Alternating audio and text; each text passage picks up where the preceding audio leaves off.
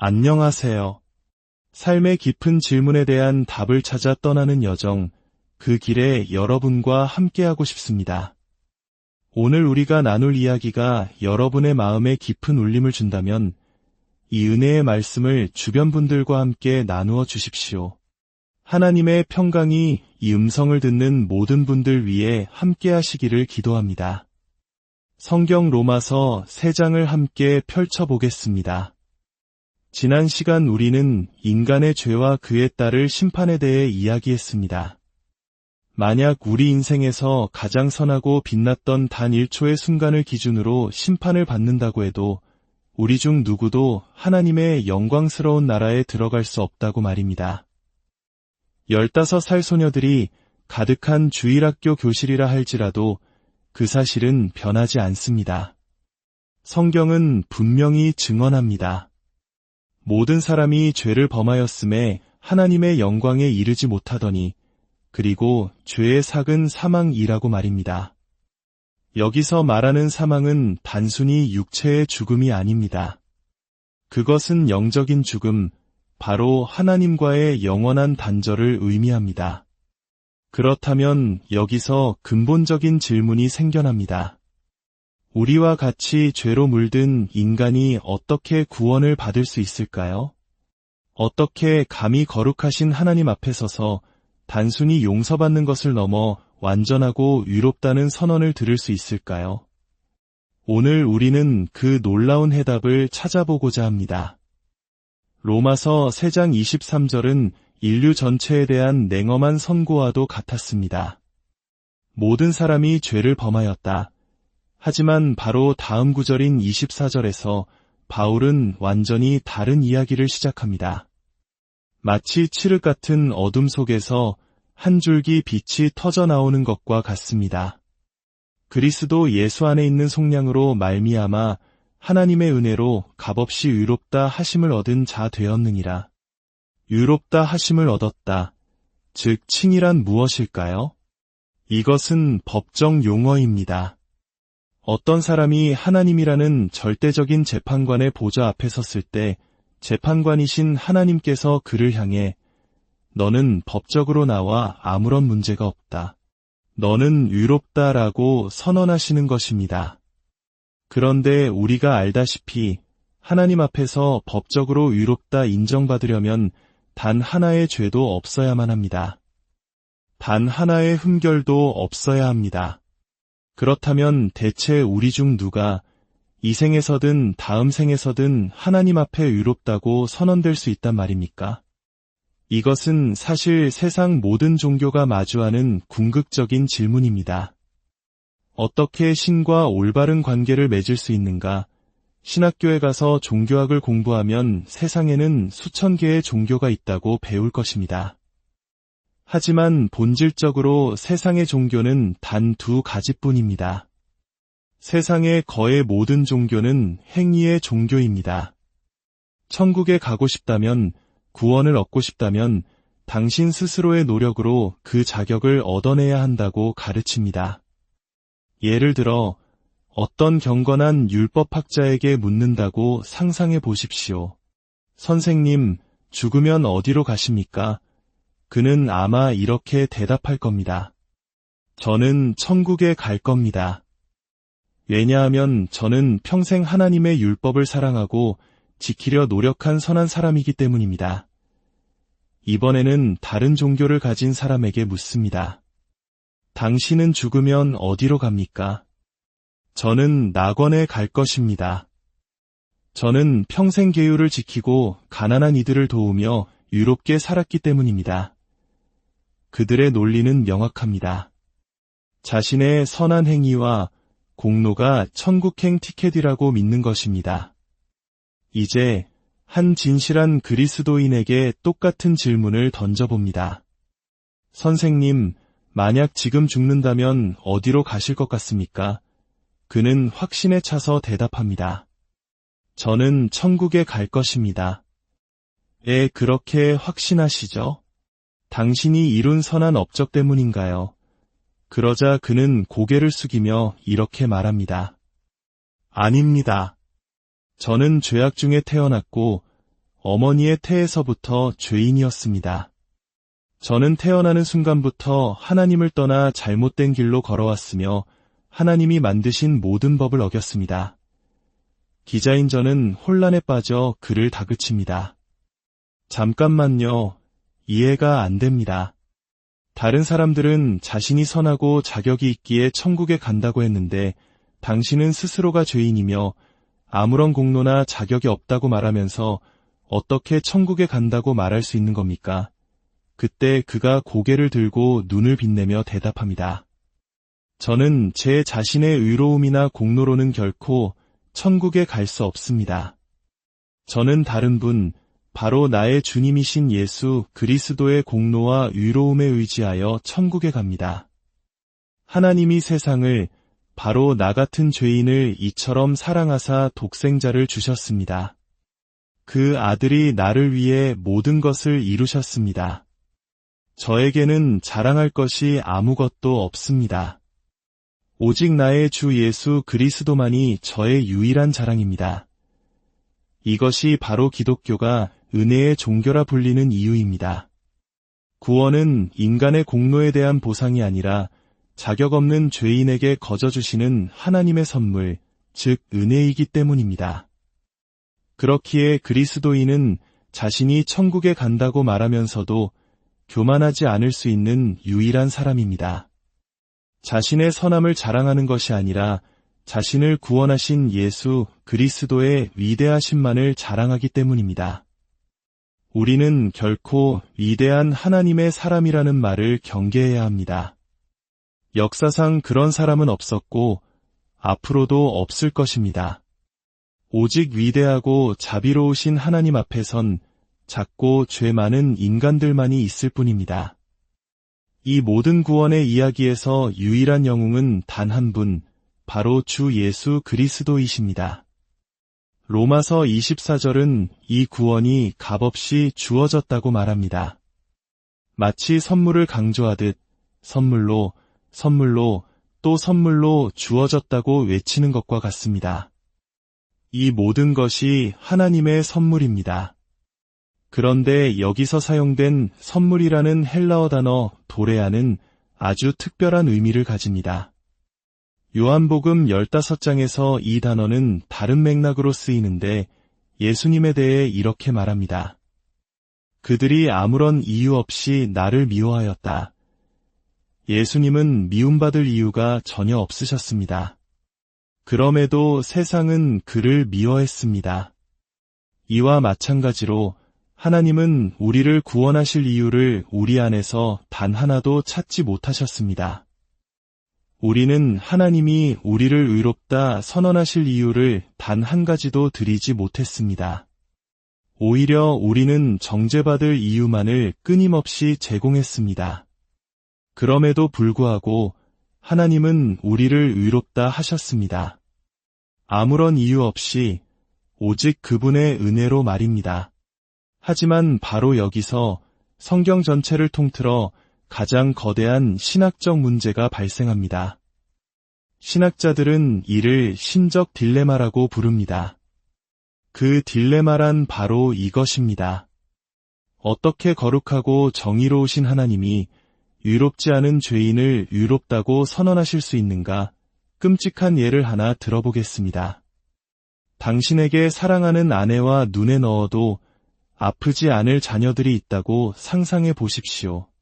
어느 날 집에 돌아와 보니 한 범죄자가 당신의 온 가족을 무참히 살해하고 마지막 남은 아이의 숨을 끊고 있는 끔찍한 광경을 목격합니다. 당신은 그를 붙잡아 경찰에 넘기고 온 동네 사람들과 함께 정의로운 재판이 열리기만을 기다립니다. 마침내 재판날 모든 증거가 명백한 그 범죄자가 판사 앞에 섭니다. 그런데 판사가 이렇게 선언하는 겁니다. 나는 긍휼이 풍성하고 사랑이 많은 사람이다. 나는 모든 죄와 허물을 용서한다. 그러므로 이 사람을 사면하노라. 그는 자유다.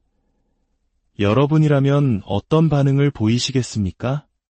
오, 정말 훌륭하고 자비로운 판사님이시군요. 라고 감탄하겠습니까? 아닐 겁니다. 여러분은 분노에 차서 외칠 것입니다. 저 판사는 살인자보다 더 타락했다. 어떻게 정의를 이토록 짓밟을 수 있는가? 그렇다면 이 질문에 답해 보십시오. 우리 모두는 하나님 앞에서 그 살인자와 같은 죄인입니다. 그런데 어떻게 하나님께서 우리를 향해 그저 내가 너를 의롭다 하노라라고 말씀하실 수 있겠습니까?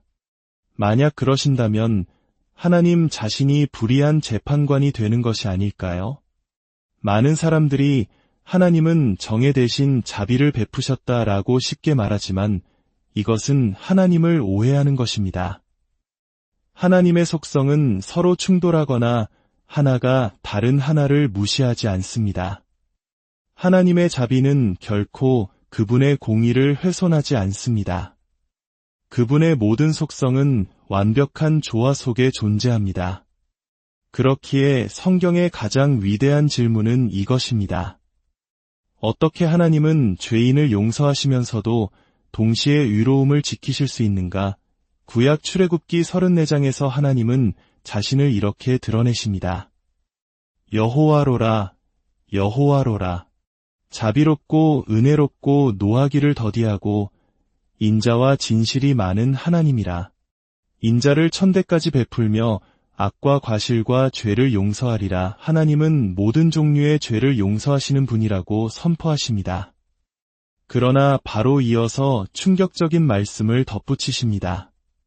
그러나 벌을 면제하지는 아니하고 이것이 바로 딜레마입니다. 모든 죄를 용서하시지만 죄 있는 자를 결코 그냥 내버려두지 않으시고 반드시 벌하신다. 어떻게 이 두 가지가 동시에 가능할 수 있을까요? 답은 이것입니다. 당신의 모든 죄는 완벽한 공의에 따라 반드시 심판받습니다. 여기에는 두 가지 길이 있습니다. 하나는 당신이 당신의 죄값을 지고 지옥에서 영원히 형벌을 받는 것입니다. 다른 하나는 당신의 죄가 당신의 대체자이신 예수 그리스도 위에서 대신 형벌을 받는 것입니다. 착각해서는 안 됩니다. 하나님은 모든 죄를 완벽하게 심판하십니다. 당신의 죄가 당신 위에서 심판받거나 아니면 당신의 죄가 갈보리 언덕 위에서 당신의 대체자 위에서 심판받거나 둘 중 하나입니다. 잠언 17장 15절은 이렇게 말합니다. 악인을 의롭다 하는 자와 의인을 악하다 하는 자, 이 둘은 다 여호와께 미움을 받느니라. 하나님 스스로의 말씀에 따르면 악인인 우리를 의롭다 하시는 분은 미움을 받아야 합니다. 그렇다면 하나님은 어떻게 우리를 의롭다 하시면서 스스로 미움의 대상이 되지 않으실 수 있었을까요? 그것은 하나님께서 당신의 백성들의 죄를 그 아들 예수 그리스도 안에서 남김없이 심판하셨기 때문입니다. 다시 법정의 비유로 돌아가 봅시다. 재판관이 유죄가 명백한 살인자인 우리를 향해 너는 자유다라고 선언합니다. 그리고는 자리에서 일어나 법복을 벗고 법정 아래로 내려와 우리가 받아야 할 사형 선고를 대신 받으시는 것입니다. 그 재판관의 죽음을 통해 공의는 만족되었고 죄인은 자유를 얻었습니다. 이것이 바로 십자가에서 일어난 일입니다. 예수님은 그 나무 위에서 저와 여러분의 모든 더러움과 죄악을 짊어지셨습니다. 저주가 되셨습니다. 하나님 아버지는 아들을 외면하셨습니다. 본래 우리가 하나님께 버림받아야 했기 때문입니다. 누군가는 우리가 받아야 할 그 버림받음의 고통을 겪어야만 했습니다. 하나님께서는 죄를 향한 그분의 모든 거룩한 진노를 하나도 남김없이 아들 위에 쏟아부으셨고 아들은 하나님의 공의가 다 이루었다고 만족하실 때까지 그 모든 진노의 파도를 온몸으로 받아내셨습니다. 그분은 우리의 모든 빚을 다 갚으셨습니다. 내가 받아야 할 그 끔찍한 고통을 그분이 대신 겪으셨다는 사실을 깨달았을 때 어떻게 그 사랑을 외면할 수 있겠습니까? 어떻게 그 사랑의 포로가 되지 않을 수 있겠습니까? 미가서 7장 18절은 이렇게 노래합니다. 주와 같은 신이 어디 있으리이까? 주께서는 죄악과 그 기업에 남은 자의 허물을 사유하시며 인애를 기뻐하심이라. 다시 우리를 불쌍히 여기셔서 우리의 죄악을 발로 밟으시고 우리의 모든 죄를 깊은 바다에 던지시리이다. 많은 사람들이 이 구절을 피상적으로 이해합니다. 하나님께서 우리의 죄를 그냥 발로 짓밟고 바다에 던져버리셨다고 생각합니다. 아닙니다. 하나님은 우리의 죄를 우리에게서 가져다가 당신의 사랑하는 아들 예수 그리스도에게 지우셨습니다. 그리고 그 아들을 짓밟으셨습니다. 우리의 죄를 아들에게 지우시고 그 아들을 진노의 깊은 바다 속으로 던져 넣으셨습니다. 모든 죄값이 완벽하게 치러질 때까지 말입니다.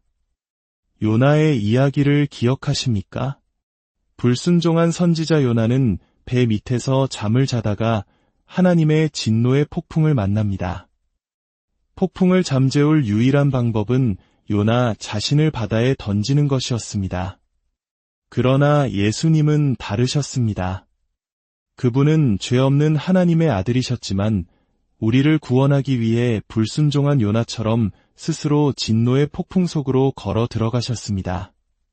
아니, 그분은 스스로를 하나님의 진노의 바다에 던지셨습니다.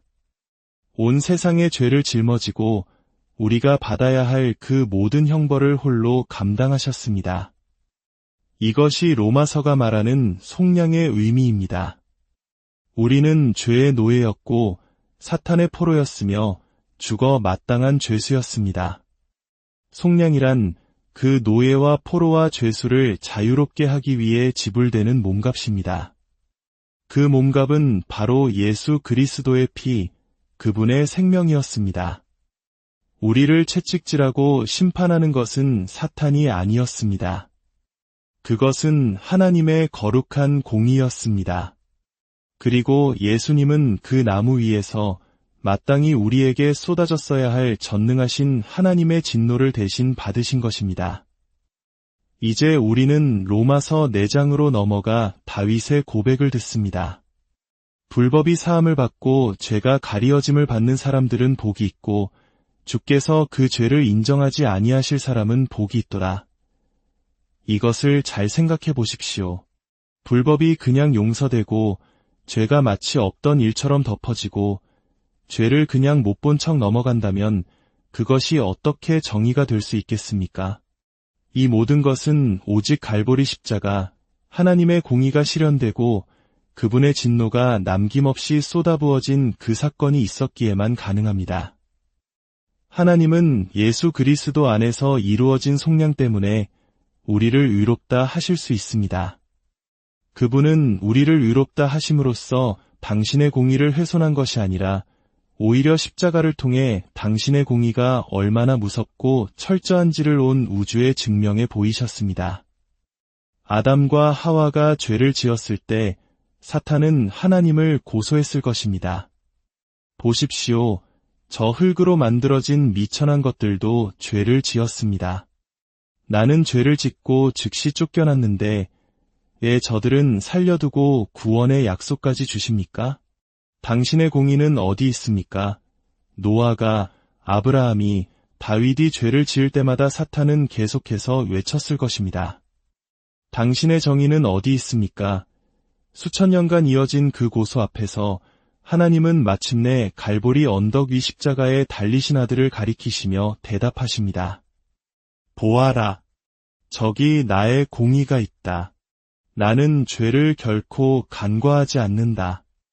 나는 아담의 죄, 아브라함의 죄, 다윗의 죄, 그리고 앞으로 올 내 모든 백성의 죄값을 바로 내 아들 위에서 남김없이 치른다. 나는 이처럼 위로우면서도 동시에 죄인들을 구원하는 하나님이다. 십자가는 하나님의 자비와 공의가 만나 입맞추는 장소입니다. 그곳에서 하나님은 죄인들을 구원하시면서도 결코 불의해지지 않으실 수 있는 유일한 길을 여셨습니다. 더 놀라운 사실이 있습니다. 예수님은 우리를 위해 죽으셨을 뿐만 아니라 우리를 위해 사셨습니다. 시편 24편은 묻습니다. 여호와의 산에 오를 자가 누구며 그의 거룩한 곳에 설 자가 누구인가? 곧 손이 깨끗하며 마음이 청결하며 거짓 맹세 아니하는 자로다. 우리 중 누가 이 기준을 통과할 수 있겠습니까? 아무도 없습니다. 하지만 예수님은 이 모든 것을 완벽하게 이루셨습니다. 그분은 흠없는 삶을 사셨습니다. 그리고 우리가 그분을 믿을 때 놀라운 교환이 일어납니다. 우리의 모든 죄는 예수님께로 옮겨가 십자가에서 심판받았고 예수님의 완벽한 의로움은 우리에게로 옮겨와 우리의 옷이 되었습니다. 우리는 단지 용서받아 벌거벗은 채로 하나님 앞에 서는 것이 아닙니다. 우리는 용서받았을 뿐만 아니라 그리스도의 의의 옷을 입고 하나님 앞에 서는 것입니다. 그래서 하나님 아버지는 우리를 보실 때 더 이상 우리의 더러운 죄를 보시는 것이 아니라 당신의 사랑하는 아들 예수 그리스도의 완벽한 의로움을 보십니다. 기독교인의 삶이란 바로 이것을 배워가는 과정입니다. 이제 더 이상 예전의 내가 아님을 기억하고 그리스도 안에서 새로운 나로 살아가는 것, 이 모든 것은 오직 한 분, 우리의 구원자이시며 우리의 의가 되시는 장엄한 분, 예수 그리스도를 통해서만 가능합니다. 이 이야기는 우리의 이야기가 아닙니다. 이것은 그분의 이야기이며 그분만이 유일한 영웅이십니다. 이 진리를 묵상하며 조용히 스스로에게 물어보십시오. 어찌하여 이런 일이 일어날 수 있었을까? 어찌하여 내 구주께서 피 흘리셨을까? 어찌하여 주님께서 나 같은 자를 위해 죽으셨을까? 오, 주님, 저를 받아주소서. 저의 모든 죄를 용서하여 주시고 이 더러움에서 저를 깨끗하게 씻어 주소서. 그리고 당신의 의로움으로 저를 옷 입혀 주소서. 모든 영광과 존귀와 찬양을 오직 예수 그리스도께 올려드립니다. 이 십자가의 깊고 놀라운 은혜와 사랑이 여러분의 삶에 늘 함께하기를 기도합니다. 예수 그리스도 안에서 참된 자유와 평안을